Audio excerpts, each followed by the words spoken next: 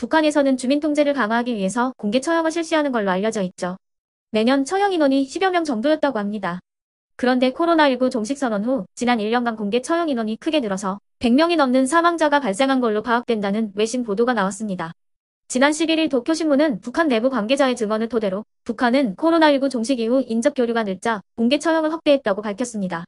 이 관계자는 지난 8월에는 중국과 국경이 맞닿은 해산 비행장에서 2만 명의 주민이 집결한 가운데 남성 7명과 여성 2명이 총살됐다 밝혔습니다.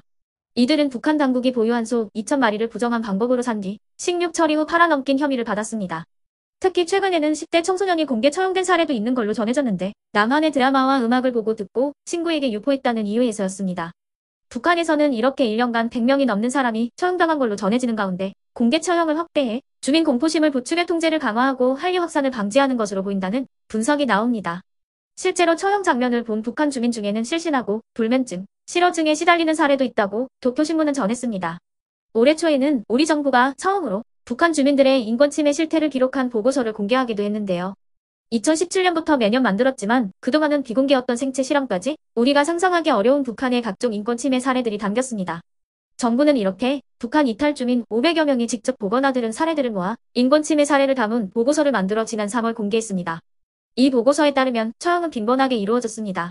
지난 2017년에는 손가락으로 김일성 초상화를 가리키는 모습이 공개된 임신부가 공개 처형되는가 하며 교화소에서 도주하다 붙잡힌 수감자의 목을 매달고 공개 총살한 뒤에 돌을 던지게 했다는 증언도 나왔습니다. 자, 그러면 지금부터 잠시만 주목해 주시기 바랍니다. 제가 구독자분들을 위해서 깜짝 선물을 하나 준비했는데요. 제가 항상 여러분들께 뭐라고 말씀을 드렸나요? 뉴스만 평소에 잘 챙겨보셔도 돈이 된다. 돈을 벌 수 있다라고 말씀을 드렸는데요. 자, 여러분들, 여기 보이시는 이스라엘과 하마스 전쟁 같은 뉴스를 보게 되면 여러분들은 어떤 생각이 드세요? 그냥 뉴스만 보고 끝내는지 아니면 이 뉴스를 어떻게 이용할 수 있는지 이 부분을 고민하고 계시는지를 되물어보고 싶습니다. 자, 그 이유가 뭐냐면 제가 지난 8월에 여러분들께 뭐라고 말씀을 드렸었죠? 지금은 로봇 사업에 관심을 가져야 한다. 뉴스만 보고 그냥 넘기지 마시고 투자 쪽으로 생각을 한번 해보셔야 한다 라고 말씀을 드렸습니다. 그리고 나서 이런 썸네일들을 뉴스를 통해서 많이 보셨을 텐데요. 이런 로봇 산업이 이슈가 됐을 때 부자들은 어떻게 생각한다? 로봇 관련주는 뭐가 있는지, 어떤 종목이 가장 좋은지, 어디에 투자해야 돈이 몰리는지를 자연스럽게 생각한다고 제가 말씀을 드렸죠. 그 이유가 뭐냐면 부자들이 봤을 때는 이슈가 곧 돈으로 이어지고 그 이슈가 나에게 돈을 벌어준다는 경험적 확신이 있기 때문에 부자들은 항상 이런 사회적 이슈를 관심 있게 챙겨본다. 이렇게 제가 말씀을 드렸는데요.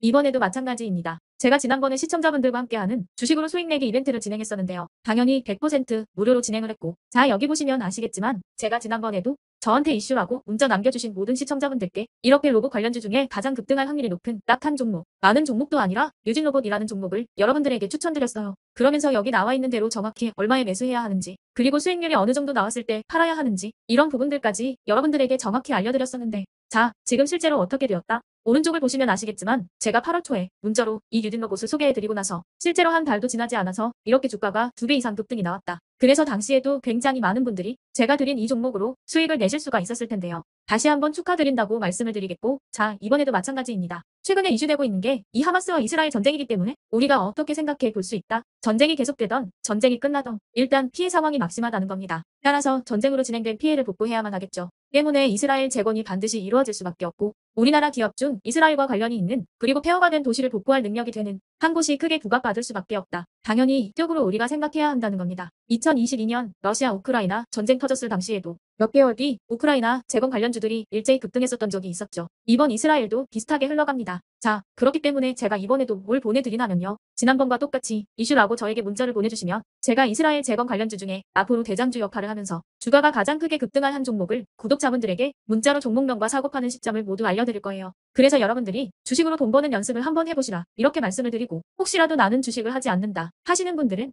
주변에 주식하시는 분들에게 추천을 해주셔도 되고 아니면 연세가 있으셔서 투자가 어려우신 분들은 이 종목을 가지고 자녀분들에게 한번 사봐라. 이걸로 한번 수익을 내봐라. 이렇게 조언을 해주실 수도 있는 거겠죠. 그래서 지금 이 영상을 보시는 시청자분들 중에 나도 이번 종목이 좀 궁금하다 하시는 분들은 누구나 상관없이 그리고 어느 시간대나 상관없이 부담 없이 이렇게 제 번호를 항상 남겨놓고 있습니다. 제 전화번호 010-8109-2058번으로 저에게 이런 식으로 지난번처럼 이슈 라고만 문자 보내주시면 제가 이번에도 똑같이 무료 급등주 문자를 보내드리겠습니다. 이해되시죠? 그래서 제 번호 010-8109-2058에 이슈라고 문자 보내주시면 여러분들이 직접 이슈를 통해서 돈 버는 연습을 해보실 수가 있는 거고 제가 돈을 받는 것도 아니고 투자를 대신해 드리는 것도 아니니까 부담 없이 신청해 주시면 되는 겁니다. 그리고 수익이 나면 저는 다른 것은 바라지 않습니다. 제 채널에 구독, 좋아요 한 번씩만 눌러주시라. 이렇게 다시 한번 말씀을 드리겠습니다.